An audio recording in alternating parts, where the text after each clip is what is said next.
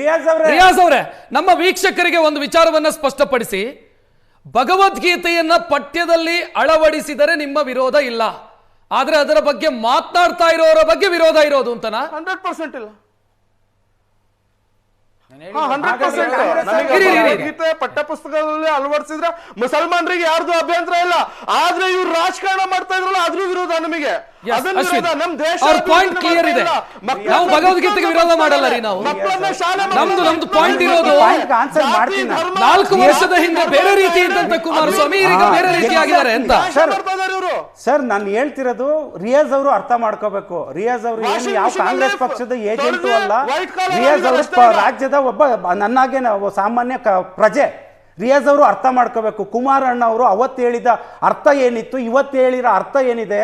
ಸ್ವಾಮೀಜಿಗಳ ಮನವಿ ಮೇರೆಗೆ ಸರ್ ಎಲ್ಲಾ ಕಡೆ ಕಾರ್ಯಕ್ರಮಗಳಿಗೆ ಹೋದಾಗ ಸ್ವಾಮೀಜಿಗಳು ಮನವಿ ಕೊಟ್ಟಿಲ್ಲ, ಸಮರ್ಥಿಸಿಕೊಂಡ್ರು. ಹೇಳ್ತಿರೋದು ಈಗ ಇವ್ರು ನಾನು ನಿಮಗೆ ಮನವಿ ಕೊಡ್ತೀನಿ, ನೀವು ಅದನ್ನ ಸಿಎಂ ಕಚೇರಿಗೆ ತಲುಪಿಸಿರೋದು ಅಷ್ಟಲ್ಲ. ಈಗ ರಿಯಾಜ್ ಅವರು ನೀವು ನನ್ನ ಮನವಿಯನ್ನ ಸಮರ್ಥಿಸಿಕೊಂಡು ಮಾತನಾಡಿದಿರಿ.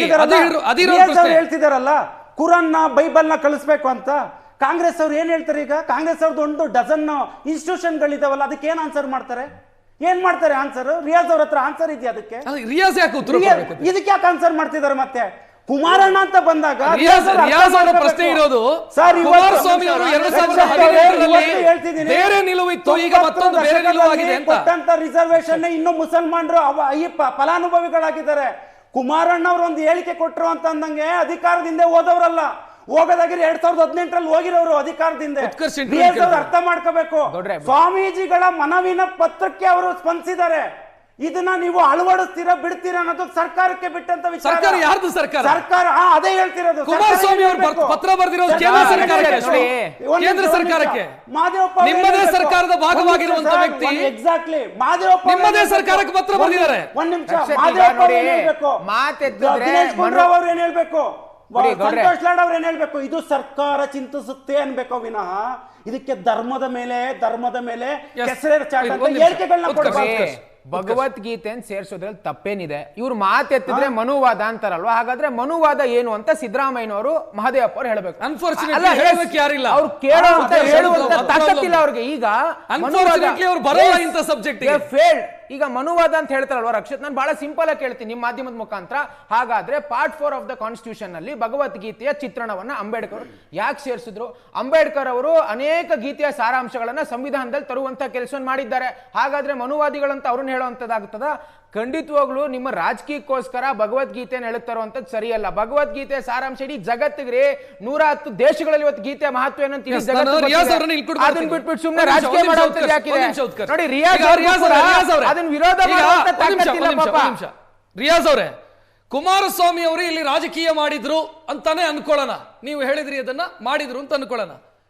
ಸಿದ್ದರಾಮಯ್ಯ ಮತ್ತು ಮಹದೇವಪ್ಪ ಕೂಡ ಅದನ್ನೇ ಮಾಡ್ತಾ ಇರೋ ತಾನೆ? ಹಂಗಿದ್ರೆ ಹೌದು, ಅದನ್ನೇ ಮಾಡ್ತಾ ಇದ್ದಾರೆ ಅಂತ ಅನ್ಸೋದಿಲ್ವಾ ನಿಮಗೆ? ಹೌದು. ಒಂದ್ ನಿಮಿಷ. ಬಾಲ್ಯದಲ್ಲಿ ನಮಗೆ ನಾವು ಸಣ್ಣವ್ರು ಇರ್ಬೇಕಾದ್ರೆ ನೀವು ಶಾಲೆಗಳಲ್ಲಿ ಒಳ್ಳೆದನ್ನ ಹೇಳ್ಬೇಕು, ಸುಳ್ಳು ಹೇಳ್ಬಾರ್ದು, ಸತ್ಯವನ್ನೇ ಮಾತಾಡ್ಬೇಕು, ಏನಾದ್ರು ಹಿಂಸೆ ಮತ್ತೆ ಏನಾದ್ರು ತಪ್ಪು ನಡೀತಾ ಇದ್ರೆ ಅದನ್ನ ನೀವು ಸರಿಪಡಿಸ್ಬೇಕು, ಇದ್ ಮಾಡಬಾರ್ದು, ಕಳತನ ಮಾಡಬಾರ್ದು, ಸುಳ್ಳು ಹೇಳ್ಬಾರ್ದು ಅಂತ ಪಾಠ ಕಳಿಸ್ತಾರೆ ಎಲ್ಲ ಶಾಲೆಗಳಲ್ಲೂ, ಎಲ್ಲಾರ ಮನೆಗಳ ಸಂಸ್ಕಾರ ಅದೇ. ಬೆಳೀತಾ ಮಕ್ಕಳು ದೊಡ್ಡವರಾದ್ಮೇಲೆ ಏನಾದ್ರು ಒಂದು ಸಮಸ್ಯೆ ಆಗಿದ್ರೆ, ರಸ್ತೆ ಮೇಲೆ ಏನಾದ್ರು ಒಂದು ಘಟನೆ ನಡೀತಿದೆ, ಅದನ್ನ ವಿರೋಧಿಸಕ್ ಹೋದ್ರೆ ನಿನ್ಗೆ ಯಾಕೋ ಊರಿನ ಮುಸಾಫರಿ ಹೋಗಿ ಮನೆಯಲ್ಲಿರೋ ಅಂತ ಹೇಳಿ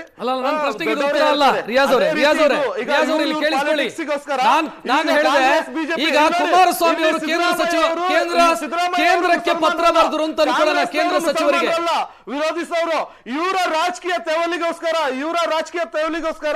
ಜನರನ್ನ ಮೂರ್ಖನಾಗಿ ಮಾಡ್ತಾ ಇರೋಂತವ್ರು ಇವರು.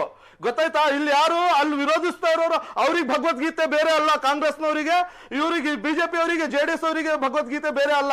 ಆದ್ರೆ ಇವರೇ ಕಿತ್ತಾಡ್ತಾ ಇರೋದು ರಾಜಕಾರಣಕ್ಕೋಸ್ಕರ, ಇವರ ಅಧಿಕಾರಕ್ಕೋಸ್ಕರ. ಅಂದ್ರೆ ತಾವು ಹೇಳೋದು ಒಂದ್ ನಿಮಿಷ ಅಶ್ವಿನ್ ಅವರೇ,